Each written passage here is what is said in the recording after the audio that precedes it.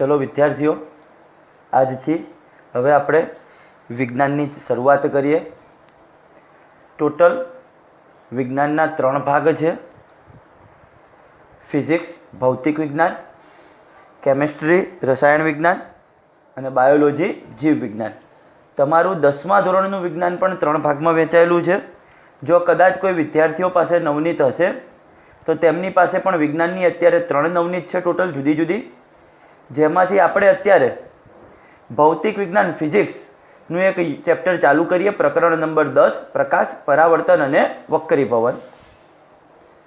10મા ધોરણમાં સૌથી હાઈએસ્ટ માર્ક્સનું આ ચેપ્ટર બોર્ડમાં 80 માર્ક્સના બોર્ડના પેપર માટે તમારે ટોટલ 16 ચેપ્ટર છે। ટોટલ ચેપ્ટરની સંખ્યા છે 16, જેમાંનું આ 10મું ચેપ્ટર જે હાઈએસ્ટ 8 થી 9 માર્ક્સની અંદર આ પૂછાતું હોય છે। આ ચેપ્ટરમાંથી એક 4 માર્ક્સનો સવાલ પૂછાય છે, એક 3 માર્ક્સનો અને 2 MCQની અંદર, એમ કરીને 9 થી 10 માર્ક્સનું આ એક ચેપ્ટરમાંથી પૂછાય છે। હવે આપણે શરૂઆત કરીએ। ચેપ્ટરનું નામ છે પ્રકાશ, પરાવર્તન અને વક્રીભવન। પહેલા ભાગમાં પ્રકાશના પરાવર્તન વિશે શીખવાનું છે, બીજા ભાગમાં પ્રકાશના વક્રીભવન વિશે શીખવાનું છે।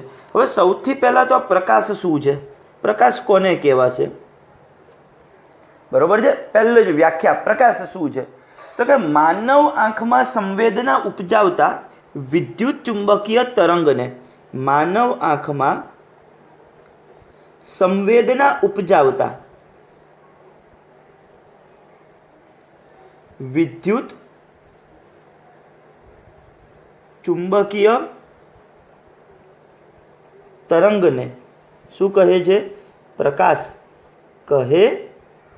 પહેલી તો થઈ પ્રકાશની વ્યાખ્યા। ચલો આ વસ્તુને આપણે સમજીએ। તમે ધારો કે એક રૂમમાં બંધ છો, અચાનક જ તમે ધારો કે એવું વિચારો કે ઉનાળાનો દિવસ છે, તમે અત્યારે બપોરે ઘરમાં છો અને અચાનક જ બહાર જઈ અને તમે સૂર્યની સામે જુઓ છો। શું થાય છે, આપણી આંખમાં અચાનક આંખ અંજાઈ ગઈ, આપણે એવું બોલીએ છીએ, અચાનક આંખ બંધ થઈ જાય। કેમ તો કે પ્રકાશ આવ્યો આપણી આંખમાં। માનવ આંખમાં સંવેદના ઉત્પન્ન થઈ, એ માનવ આંખમાં સંવેદના ઉપજાવતા વિદ્યુત ચુંબકીય તરંગને શું કહે છે, પ્રકાશ કહે છે। પ્રકાશ એ કેવા પ્રકારના તરંગો છે તો પ્રકાશ એ બિન યાંત્રિક તરંગો છે। 9મા ધોરણની અંદર ધ્વનિ ચેપ્ટરની અંદર તમે યાંત્રિક અને બિન યાંત્રિક વસ્તુ વિશે શીખતા હતા। પ્રકાશ એ કેવા તરંગો છે તો કે બિન યાંત્રિક તરંગો છે। MCQ માટે, ખાલી જગ્યા માટે યાદ રાખવાનું આ કમ્પ્લીટ અહીંયા સુધી। શૂન્યાવકાશમાં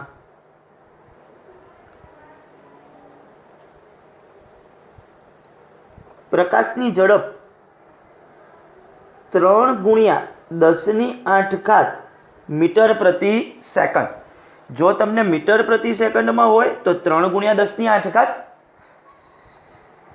અથવા 3 ગુણ્યા 10⁻10 સેન્ટીમીટર પ્રતિ સેકન્ડ। હવે કઈ રીતના આવ્યું આ એક કિંમત તમારે યાદ રાખવાની છે, 3 ગુણ્યા 10⁸ મીટર પ્રતિ સેકન્ડ। હવે મીટરને સેન્ટીમીટરમાં કન્વર્ટ કરવા હોય, મીટરને સેન્ટીમીટરમાં તો 100 વડે ગુણવા પડે।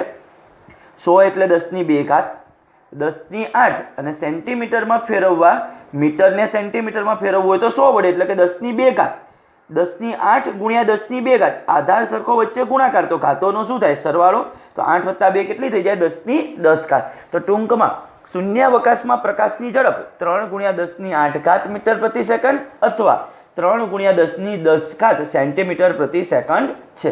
હવે તમને કેટલીક વખત આ રીતનો પ્રશ્ન, શૂન્યાવકાશમાં પ્રકાશની ઝડપ ખાલી જગ્યા મીટર પ્રતિ સેકન્ડ, ખાલી જગ્યા સેન્ટીમીટર પ્રતિ સેકન્ડ, તો તમારે આ કિંમત લખવી પડે। આ થઈ એક નોર્મલ પ્રકાશ વિશેની વાત કે પ્રકાશ શું છે। ફરીથી એક વખત કે માનવ આંખમાં સંવેદના ઉપજાવતા વિદ્યુત ચુંબકીય તરંગને પ્રકાશ કહે છે। પ્રકાશ એ કેવા તરંગ છે તો કે બિન યાંત્રિક તરંગ છે। શૂન્યાવકાશમાં પ્રકાશની ઝડપ 3 ગુણ્યા 10⁸ મીટર પ્રતિ સેકન્ડ અથવા 3 ગુણ્યા 10⁻10 સેન્ટીમીટર પ્રતિ સેકન્ડ છે। કમ્પ્લીટ વિદ્યાર્થીઓ, પ્રકાશ વિશે નોર્મલ માહિતી। હવે આપણે માહિતી મેળવીએ કે પરાવર્તન શું છે। પ્રશ્ન પૂછાય, પરાવર્તન એટલે શું, તેના પ્રકારો સમજાવો। પરાવર્તન એટલે શું? તેના પ્રકારો સમજાવો। ટોટલ પરાવર્તનના 2 પ્રકાર છે। કયા કયા? હવે પહેલાં તો પરાવર્તન વિશે સમજીએ। તમને જે રીતે અહીંયા આગળ હું આન્સર લખું બસ એ જ રીતે દરેક વિદ્યાર્થીએ ચોપડામાં લખવાના છે અને તૈયારી કરવાની છે। હવે સૌથી પહેલાં આપણે પરાવર્તનની વ્યાખ્યા કેવી છે। પરાવર્તન કોને કહેવાય? કોઈ વસ્તુની સપાટી પર પ્રકાશ આપાત કરતા, ફરીથી એક વખત સમજજો, કોઈ વસ્તુની સપાટી ઉપર પ્રકાશ આપાત કરતા વસ્તુની સપાટી પરથી પ્રકાશના પાછા ફરવાની ઘટનાને, હવે તમે અત્યારે જે પણ કોઈક એક રૂમમાં બેઠા છો, ધારો કે તમારા હાથમાં દડો છે, એક દડો છે, તમે એ દડાને દિવાલ તરફ ફેંકો છો, કોઈ પણ એક દિવાલ ઉપર, તમારી આજુબાજુ કોઈ પણ દિવાલ હશે, તમે એક દિવાલ ઉપર એ દડાને ફેંકો છો, શું થશે? દડાનું અથડાઈને પાછો આવશે। જો એક્ઝેક્ટ તમે સામે ફેંક્યો હશે તો અથડાઈને એક્ઝેક્ટ પાછો આવશે। પણ જો તમે એવું વિચારો, તમે થોડો એને ત્રાસમાં ફેંકો છો, ધારો કે આમ ત્રાસમાં ફેંકો છો, તો શું થશે? એ અહીંયાથી ધારો કે આમ ગયો, ત્યાંથી અથડાઈને આ બાજુ પાછો ફરશે। તમે વિચારો, ધારો કે આ એક દિવાલ છે, હવે બરોબર છે, અહીંયા આગળથી આ એક દડો, એવું વિચારી લો તમારી સામે આ દડો છે, હું દિવાલ તરફ આમ ફેંકી તો અથડાઈને આમ જ પાછો આવશે।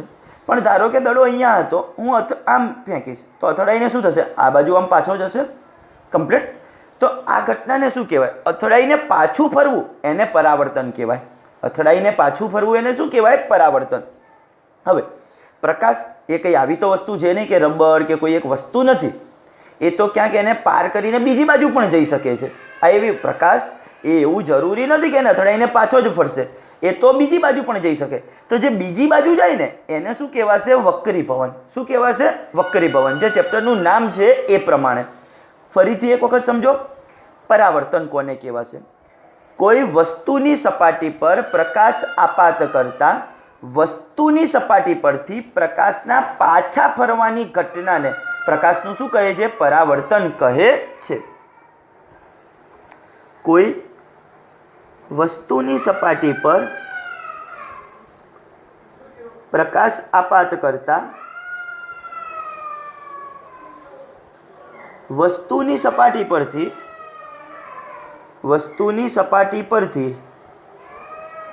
પ્રકાશના પાછા ફરવાની ઘટનાને પ્રકાશનું શું કહે છે? તો કે પરાવર્તન કહે છે। આમ પરાવર્તનની ફરીથી હજી એક વખત વ્યાખ્યા કહી દઉં। કોઈ વસ્તુની સપાટી પર પ્રકાશ આપાત કરતા વસ્તુની સપાટી પરથી પ્રકાશના પાછા ફરવાની ઘટનાને શું કહીશું આપણે? પ્રકાશનું પરાવર્તન। હવે પરાવર્તનના ટોટલ આપણે પ્રકાર કેવા છે? હવે એમાં પ્રકાર નંબર 1 નિયમિત પરાવર્તન। હવે નિયમિત પરાવર્તન શું છે? એની વ્યાખ્યા શું છે? શેની અંદર આપણને નિયમિત પરાવર્તન જોવા મળે તે સમજવાનું છે। હવે હું અહીંયા આગળ પહેલાં નિયમિત પરાવર્તનની ખાલી એક આકૃતિ દોરું છું તમારી સામે। કઈ રીતના એની આકૃતિ દોરાશે?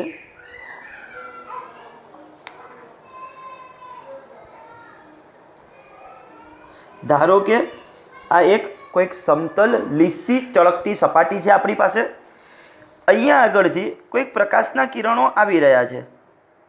ધારો કે આ એક કિરણ આવ્યું, આ બીજું કિરણ આવ્યું, આ ત્રીજું કિરણ, આ 3 કિરણો અહીંયાથી આવ્યા। આ રીતે 3 કિરણો કેવા છે? તો કે સમાંતર કિરણો છે। તમે જુઓ, આપણે આ સમાંતર લાઈનો દોરી છે, ભલે આમ ક્રોસમાં છે પણ આ એને આમ સમાંતર છે, એને પણ આ સમાંતર છે। જો પરાવર્તન પામીને પણ એકબીજાને સમાંતર રહે, ધારો કે આમ ગયું તો બીજું પણ એ જ રીતે પરાવર્તન પામીને અહીંયા સમાંતર જ જાય છે। જો પરાવર્તન પામીને પણ પાછા એકબીજાને સમાંતર રહે તો આવા પરાવર્તનને કેવું કહેવાશે? નિયમિત પરાવર્તન। કમ્પ્લીટ। હવે એની વ્યાખ્યા કઈ રીતના લખાશે? કોઈ વસ્તુની સપાટી પર આપાત થતું પ્રકાશનું સમાંતર કિરણપુંજ। હવે 3 કિરણો આપણે દર્શાવ્યા છે એટલે એને શું કહી દઈશું? એકથી વધારે કિરણ હોય તો કિરણપુંજ। કોઈ વસ્તુની સપાટી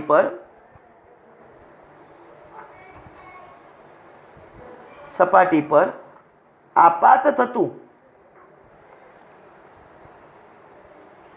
પ્રકાશનું સમાંતર કિરણપુંજ જો પરાવર્તન પામી ચોક્કસ દિશામાં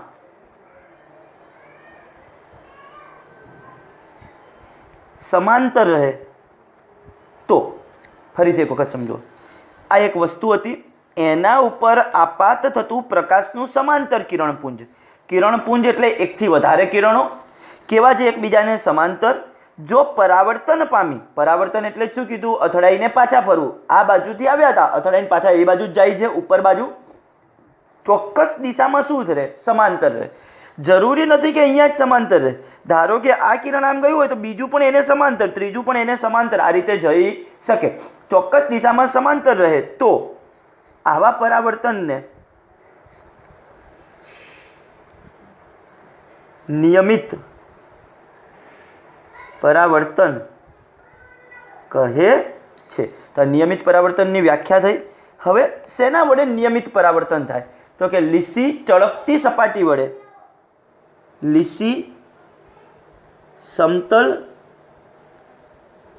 ચળકતી સપાટી વડે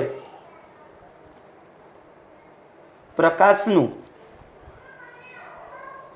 નિયમિત પરાવર્તન થાય છે. જો કોઈ સપાટી લીસી ચળકતી સમતલ હશે તો એના વડે પ્રકાશનું કેવું પરાવર્તન જોવા મળશે? તો કે નિયમિત પરાવર્તન થાય છે. ઉદાહરણ તરીકે હજી કેવું હોય તો એવું કહી શકાય અરીસો. અરીસા વડે થતું પરાવર્તન, અરીસા વડે થતું પ્રકાશનું પરાવર્તન એ કેવું પરાવર્તન હોય? જે નિયમિત પરાવર્તન હોય છે. ફાઇનલ વિદ્યાર્થીઓ ખબર પડશે. પહેલું તો પરાવર્તનની વ્યાખ્યા આવી. કોઈ વસ્તુની સપાટી પર પ્રકાશ આપાત કરતા વસ્તુની સપાટી પરથી પ્રકાશના પાછા ફરવાની ઘટનાને પ્રકાશનું પરાવર્તન કહે છે. હવે એના બે પ્રકાર શીખવાના છે. એમાં પહેલું આપણે શીખ્યા નિયમિત પરાવર્તન. નિયમિત પરાવર્તન કોને કહેવાશે? તો કોઈ વસ્તુની સપાટી પર આપાત થતું પ્રકાશનું સમાંતર કિરણપુંજ જો પરાવર્તન પામી ચોક્કસ દિશામાં સમાંતર જ રહેતું હોય, પાછું આ પરાવર્તિત કિરણોનું કિરણપુંજ કહેવાય, પાછા ફરેલા કિરણોનું, આ આપાત કિરણ કહેવાય બધા. તો આવા પરાવર્તનને નિયમિત પરાવર્તન કહે છે. કોના વડે નિયમિત પરાવર્તન થશે? તો કે લીસી ચળકતી સમતલ સપાટી વડે પ્રકાશનું નિયમિત પરાવર્તન થાય છે. ઉદાહરણ તરીકે અરીસો લીધો. હવે અનિયમિત પરાવર્તન જોઈએ, એનો બીજો ભાગ.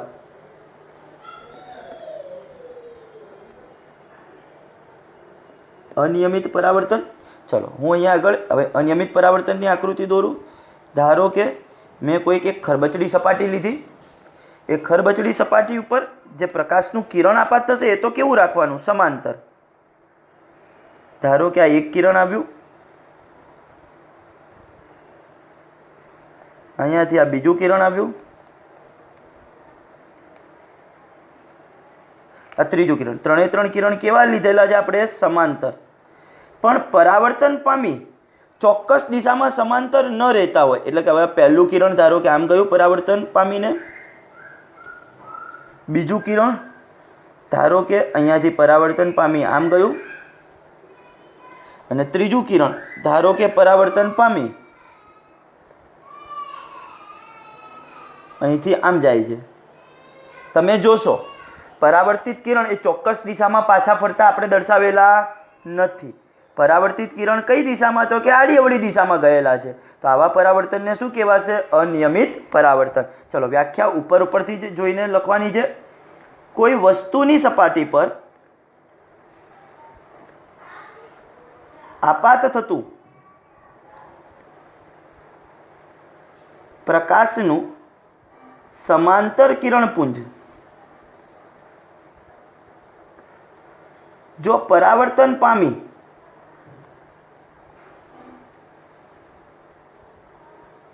ચોક્કસ દિશામાં સમાંતર ન રહે, આમાં લખ્યું તો ચોક્કસ દિશામાં કેવું રહે? સમાંતર રહે. ચોક્કસ દિશામાં સમાંતર ન રહે તો આવા પરાવર્તનને અનિયમિત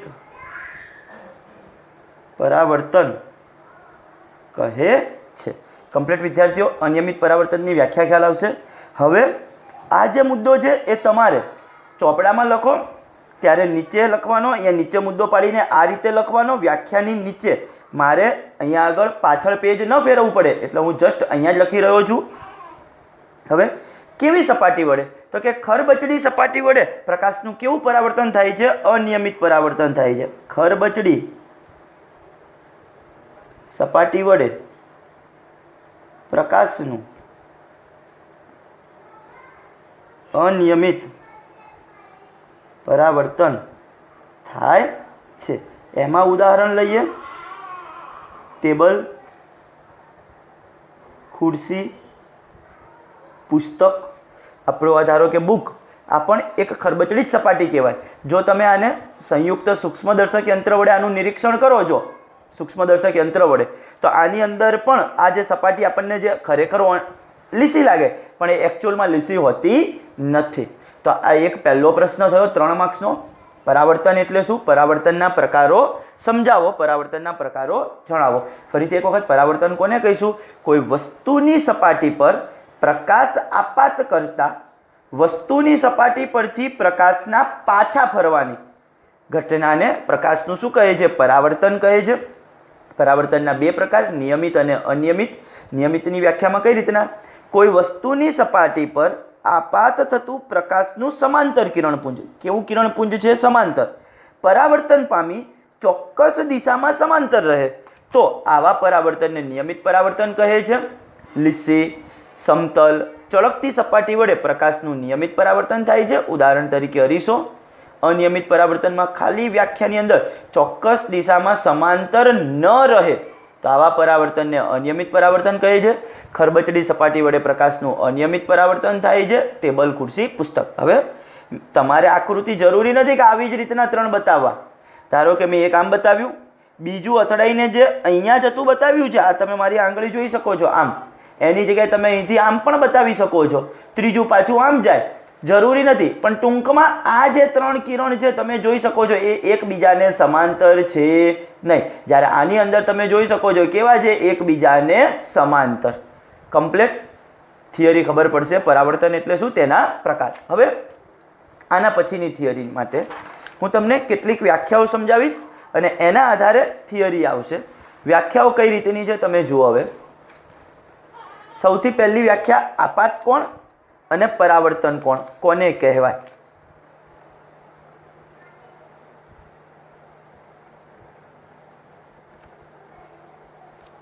આપાત કોણ. હવે એના માટે ફરીથી એક આકૃતિ દોરું હું અહીંયા. ધારો કે આ એક કોઈક સપાટી, અહીંયા આગળથી કોઈક એક પ્રકાશનું કિરણ આ રીતે આવી રહ્યું છે.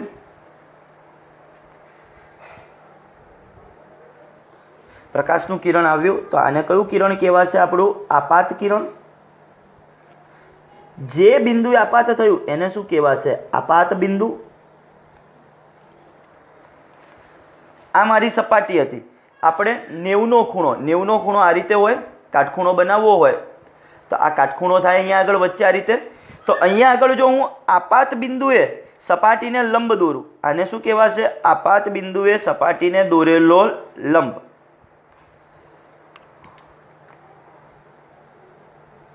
આપાત બિંદુએ સપાટીને દોરેલો શું કહેવાશે? લંબ.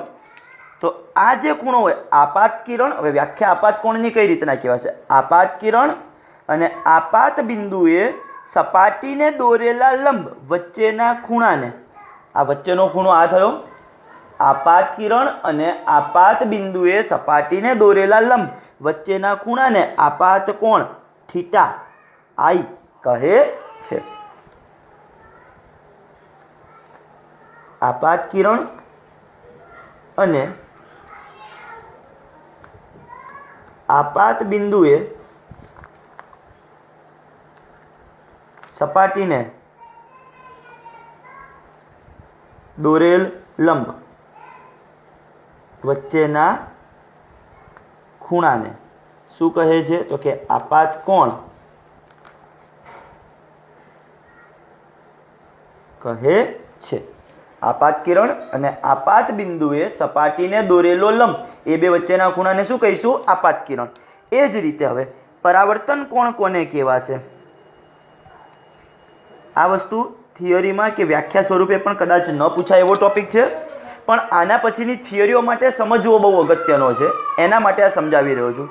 હવે આ થયું આપણું પરાવર્તિત કિરણ.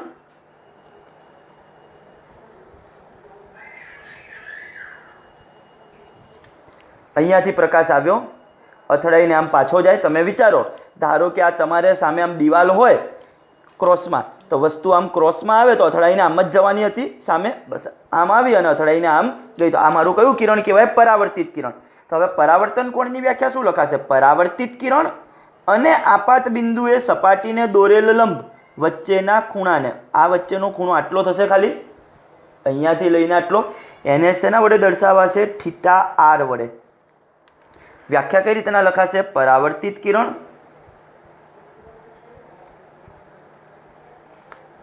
અને આપાત બિંદુએ સપાટીને દોરેલ લંબ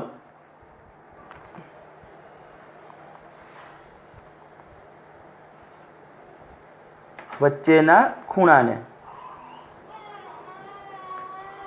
શું કહે છે? તો કે પરાવર્તન કોણ કહે છે.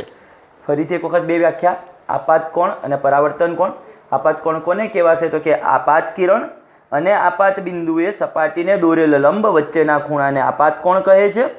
પરાવર્તન કોણની વ્યાખ્યા પરાવર્તિત કિરણ અને આપાત બિંદુએ સપાટીને દોરેલ લંબ વચ્ચેના ખૂણાને પરાવર્તન કોણ થીટા આર કહે છે.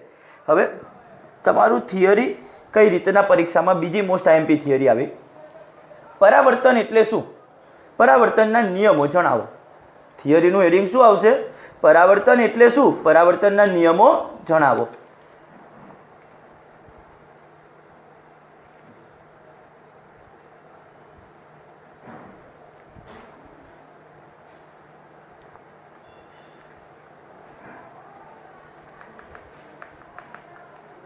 હવે આ થિયરીની અંદર ઘણું ખરું આગળથી જોઈને લખવાનું છે. પહેલાં તો પરાવર્તનની વ્યાખ્યા, તો એ દરેક વિદ્યાર્થીએ પોતાની જાતે આ વ્યાખ્યા આગળથી જોઈને અહીંયા લખવાની રહેશે.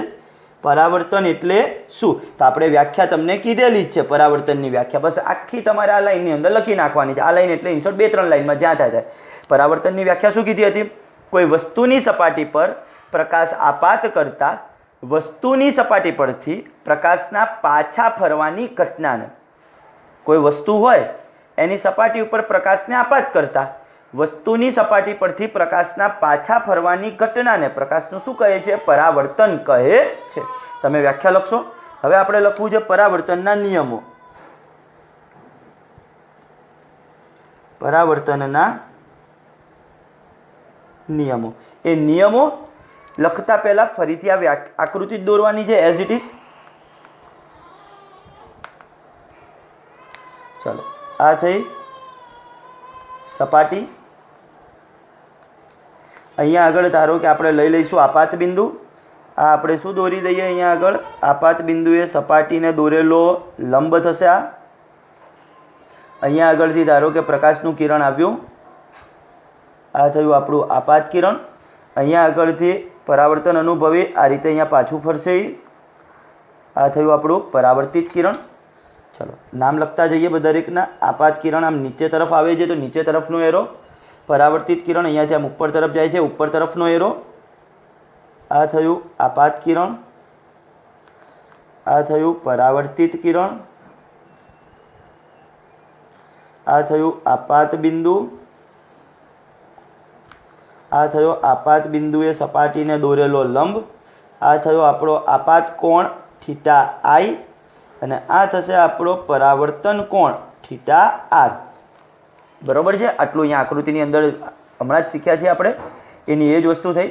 ફરીથી એક વખત થિયરીનું હેડિંગ આ પ્રકારનું છે. પરાવર્તન એટલે શું? આ પણ 2 કે 3 માર્ક્સમાં પૂછાય એવી થિયરી. પહેલાં તો પરાવર્તનની વ્યાખ્યા કે કોઈ વસ્તુની સપાટી પર પ્રકાશ આપાત કરતા વસ્તુની સપાટી પરથી પ્રકાશના પાછા ફરવાની ઘટનાને પ્રકાશનું શું કહે છે? પરાવર્તન. પછી હેડિંગ મારવાનું પરાવર્તનના નિયમો, જેમાં આકૃતિ દોરવાની. હવે પરાવર્તનના ટોટલ 2 નિયમો છે. પહેલો નિયમ શું છે? આપાત કોણ અને પરાવર્તન કોણ હંમેશા સમાન હોય છે। આપાત કોણ અને પરાવર્તન કોણ હંમેશા કેવા હોય છે? સમાન હોય છે। માટે થીટા આઈ બરાબર જ શું હોય? હંમેશા થીટા આર। એનો મતલબ એવો થાય, જો તમને આ ખૂણો 30 આપ્યો હોય, તમને આકૃતિ આપી હોય અને અહીંયા આગળ ધારો કે પ્રશ્નાર્થ ચિહ્ન અથવા તો અહીંયા x લખ્યું હોય અને પૂછ્યું હોય x નું મૂલ્ય ખાલી જગ્યા, જો આ ખૂણો 30 હોય તો આ ખૂણો કેટલો થાય? 30 જ થાય। આ ખૂણો 45 હોય તો આ ખૂણો હંમેશા કેટલો હોય? 45 જ હોય। જેટલો આપાત કોણ હોય હંમેશા પરાવર્તન કોણ પણ કેટલો હોય? તેટલો ને તેટલો જ હોય। કમ્પ્લીટ વિદ્યાર્થીઓ ખ્યાલ આવશે? હવે કેટલીક વખત કઈ રીતના હોય, તમને અહીંયા નીચેનું માપ આપ્યું હોય, ધારો કે આ માપ આપ્યું હોય 60, નીચેનું માપ કેટલું આપ્યું હોય? 60, અને તમને અહીંયા x લખીને આપ્યું હોય આકૃતિની અંદર। MCQ આ રીતના પૂછાય કોઈક રીતના। ધારો કે ચલો હું તમને એક આની અંદર અહીંયા રફમાં આકૃતિ તમને દોરીને સમજાવું। ધારો કે તમને આમ આ રીતનું હોય, તમને આ રીતની એક આકૃતિ આપી હોય, એનો મતલબ થયો આપાત કિરણ, આ પરાવર્તિત કિરણ, આ લંબ તમને અહીંયા લખીને આપ્યું હોય ધારો કે 35°, અને પછી તમને અહીંયા આગળ લખ્યું હોય x, તો x બરાબર ખાલી જગ્યા। ચલો આ ખાલી જગ્યામાં પૂછવાનું। હવે આ x એ મારો શું છે? પરાવર્તન કોણ છે। આનું મૂલ્ય કોના જેટલું થશે? તો કે આના જેટલું થશે, અહીંયા જેટલું। આ 35 જેટલું ન હોય। હવે આ 35, આ ટોટલ ખૂણો કેટલો છે? 90, તો આ 35 છે, તો આ કેટલા થશે? પહેલાં તો 55, આ 55, તો x નું મૂલ્ય પણ કેટલું થાય પછી? 55, તો જવાબ x નો જવાબ કેટલો આવશે? 55°। કમ્પ્લીટ વિદ્યાર્થીઓ ખબર પડી છે? ફરીથી એક વખત તમને આની આ જ વસ્તુ દર્શાવું। ધારો કે તમને અહીંયા આગળ આ રીતે આપ્યું છે, આને આપાત કોણ કહેવાય, આને પરાવર્તન કોણ કહેવાય? યાદ રાખજો, લંબની બે બાજુ આપાત કોણ, પરાવર્તન કોણ, આ બે કેવા હોય? આજુબાજુવાળા સરખા। આ અને આ સરખા હોય નહીં। હવે ધારો કે તમને આનું માપ 35 આપ્યું હોય તો પહેલાં આને શોધવો પડે। આ કેટલો થાય? 55। કેમ? આ બંનેનો સરવાળો કેટલો થાય? 90। હવે આ 55, તો આનું માપ પણ કેટલું મળશે? 55। કમ્પ્લીટ વિદ્યાર્થીઓ ખ્યાલ આવશે કઈ રીતના? તો પરાવર્તનનો પહેલો નિયમ, આપાત કોણ અને પરાવર્તન કોણ હંમેશા કેવા હોય છે? સમાન હોય છે। એનો બીજો નિયમ, આપાત કિરણ આપાત બિંદુએ સપાટીને દોરેલો લંબ અને પરાવર્તિત કિરણ, ત્રણ વસ્તુ, આપાત કિરણ આપાત બિંદુએ સપાટીને દોરેલો લંબ અને પરાવર્તિત કિરણ એક જ સમતલમાં હોય છે। એક જ સમતલમાં મતલબ ધારો કે આ વસ્તુ થઈ અથવા દિવાલ થઈ, એની એક જ તરફ હોય છે।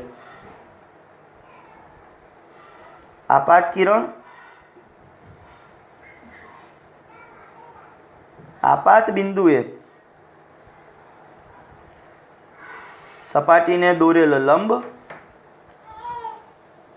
અને પરાવર્તિત કિરણ એક જ સમતલમાં હોય છે। દરેક વિદ્યાર્થીને અહીંયા સુધી ખબર પડશે પરાવર્તન એટલે શું, પરાવર્તનના નિયમો જણાવો। આ પણ એક અગત્યની 2 માર્ક્સની થિયરી થઈ। પરાવર્તનની વ્યાખ્યા પહેલાં જે આપણે ઘણી બધી વાર બોલી ચૂક્યા છીએ, તમારે ખાસ તૈયાર કરવાની। ત્યારબાદ આ પરાવર્તનના 2 નિયમો, આપાત કોણ અને પરાવર્તન કોણ હંમેશા સમાન હોય છે। બીજો નિયમ, આપાત કિરણ આપાત બિંદુએ સપાટીને દોરેલો લંબ અને પરાવર્તિત કિરણ એક જ સમતલમાં હોય છે। દરેક વિદ્યાર્થીને અહીંયા સુધી ખ્યાલ આવશે। હવે ત્યારબાદની થિયરી કઈ છે? સમતલ અરીસા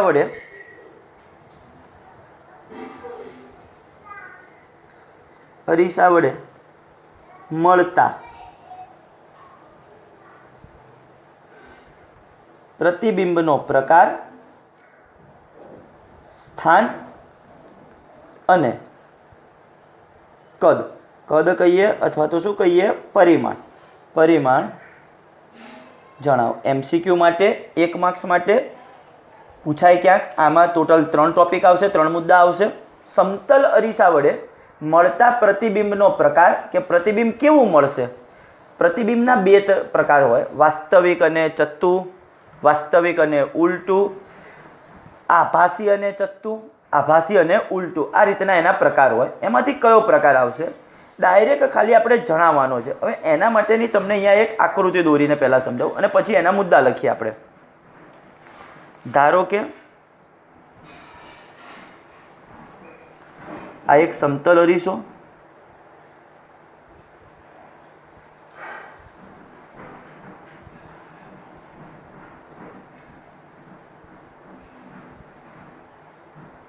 આ શું છે? એક સમતલ અરીસો. સમતલ અરીસો એટલે આપણા ઘરે જે આપણે યુઝ કરીએ છીએ તે એ અરીસો કયો કહેવાય? સમતલ અરીસો. આપણા દરેકના ઘરનો અરીસો સમતલ અરીસો જ હોય. હવે એમાં પ્રતિબિંબ કેવું મળે તો તમને સમજાવું, બરોબર છે? તો સૌથી પહેલું પ્રતિબિંબનો પ્રકાર કેવો હશે? તો કે આભાસી અને ચત્તુ હોય. હંમેશા કેવું હોય? આભાસી અને ચત્તુ મળે. તમને સમજાવતો જઉં છું. હજી ધારો કે અહીંયા વસ્તુ છે,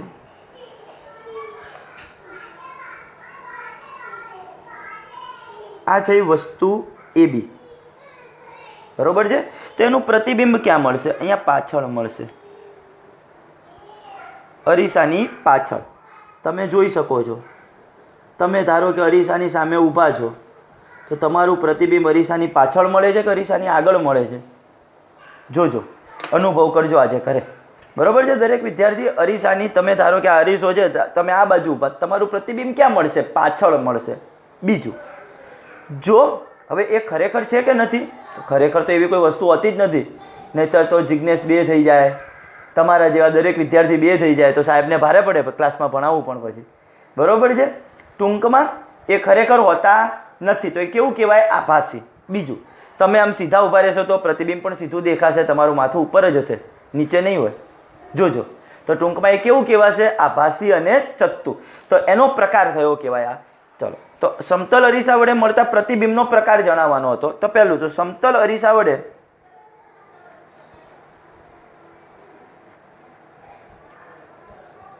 હંમેશા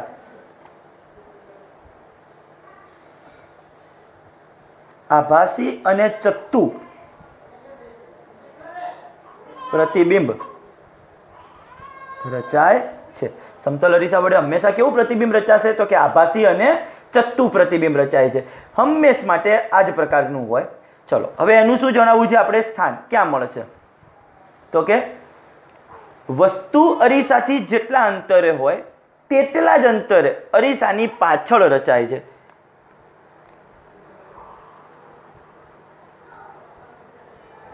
સમતલ અરીસા વડે વસ્તુનું પ્રતિબિંબ અરીસાની પાછળ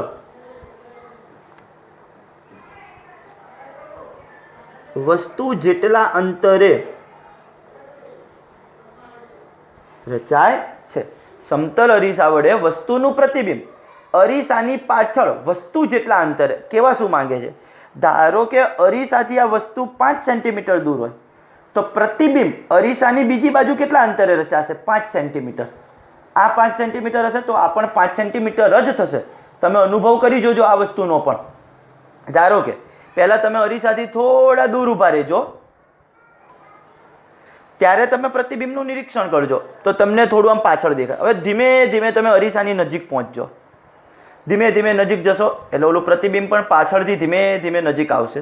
તમે ધારો કે અરીસાને અડી જજો તો તમારું પ્રતિબિંબ તમને એવું જ દેખાશે કે અરીસાને અડીને ઊભું છે. ટૂંકમાં આ અંતર ઘટતું જાય તો આ અંતર પણ ઘટતું જાય. આ જો તમે અરીસાને અડી જાઓ તો અહીંયા પણ પ્રતિબિંબ પણ અરીસાને અડી જશે. બસ ટૂંકમાં સમતલ અરીસા વડે વસ્તુનું પ્રતિબિંબ અરીસાની પાછળ વસ્તુ જેટલા જ અંતરે રચાય છે.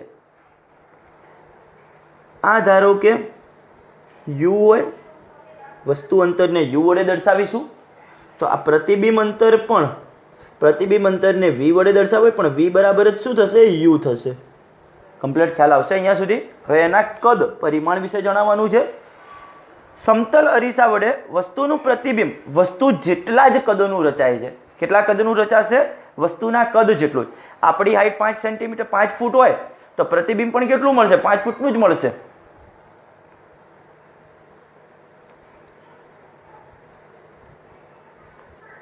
સમતલ અરીસા વડે મળતું પ્રતિબિંબ વસ્તુના કદ જેટલું જ હોય છે. હવે વસ્તુની ઊંચાઈને h વડે દર્શાવીએ અને પ્રતિબિંબની ઊંચાઈને h ડેશ વડે દર્શાવીએ તો h ડેશ બરાબર જ કેટલા મળશે? h મળશે. કમ્પ્લીટ વિદ્યાર્થીઓ 3 મુદ્દા ખ્યાલ આવે. સમતલ અરીસા વડે મળતું વસ્તુના પ્રતિબિંબના સ્થાન, પ્રકાર અને કદ વિશેની માહિતી આપો. 2 માર્ક્સનો પ્રશ્ન અથવા જુદા જુદા MCQ 3 બને આને આધારે. પહેલું, સમતલ અરીસા વડે વસ્તુનું હંમેશા કેવું પ્રતિબિંબ રચાશે? તો આભાસી અને ચત્તુ. મેં હમણાં જ તમને સમજાવ્યું કે તમે સમતલ અરીસાની સામે ઊભા છો, તમે પાછળ જોવો છો, શું એ ખરેખર હોય છે એવી કોઈ વસ્તુ? તો હોતી નથી, તો એ કેવું કહેવાય? આભાસી. બીજું, તમે સીધા છો, પ્રતિબિંબ પણ સીધું દેખાશે. તમે કોઈ વસ્તુને ઊંધી રાખીને જોજો તો પ્રતિબિંબ પણ ઊંધું જ દેખાશે. ટૂંકમાં આભાસી અને ચત્તુ તમને પ્રતિબિંબ જોવા મળે છે. બીજું, વસ્તુ જેટલા અંતરે હોય તેટલા જ અંતરે અરીસાની પાછળ પ્રતિબિંબ રચાય છે. બીજું, પ્રતિબિંબનું કદ એ વસ્તુના કદ જેટલું જ હોય છે. હવે તમને એક MCQ પૂછું, MCQ ખાલી જગ્યા સ્વરૂપે, બરોબર છે? સમતલ અરીસાથી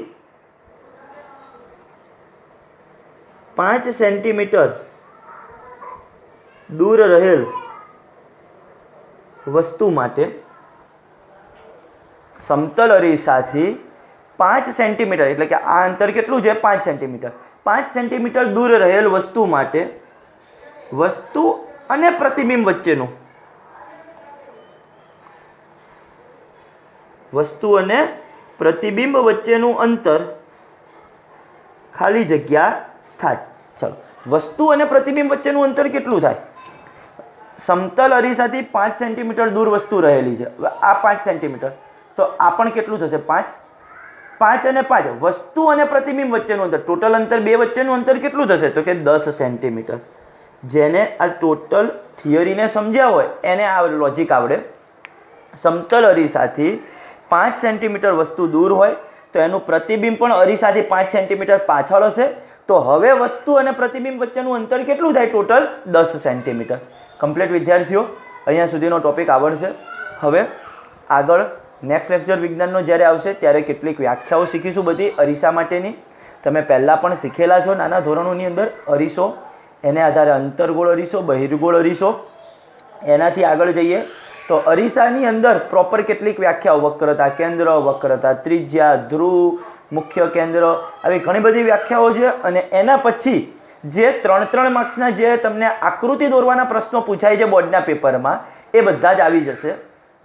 વિદ્યાર્થીઓ, તમને આશા રાખું કે ભણવાની મજા આવી હશે. વિજ્ઞાન આ રીતે બોર્ડ ઉપર સમજાવવું એ અનુભવ કંઈક અલગ હોય છે. તમારો શીખવાનો, મારો ભણાવવાનો, બંને માટે એ પ્રયત્ન અલગ હોય છે, અનુભવ અલગ હોય છે. પણ તેમ છતાં અત્યારે આપણી પાસે જે પણ સુવિધા છે એ સુવિધાનો ઉપયોગ કરી હું પણ આ પ્રયત્ન કરી રહ્યો છું કે તમને સારામાં સારી રીતે ભણાવવાનો પ્રયત્ન કરું. તેમ છતાં કોઈ વિદ્યાર્થીને હજુ પણ ખબર ન પડે તો ચોક્કસ મને વોટ્સઅપની અંદર કહેવું, મને ફોન કરવો, અથવા એ ટોપિક ઉપર રાઉન્ડ મારી અને જ્યારે આપણા રેગ્યુલર લેક્ચર ચાલુ થાય ત્યારે પણ પૂછી શકશો.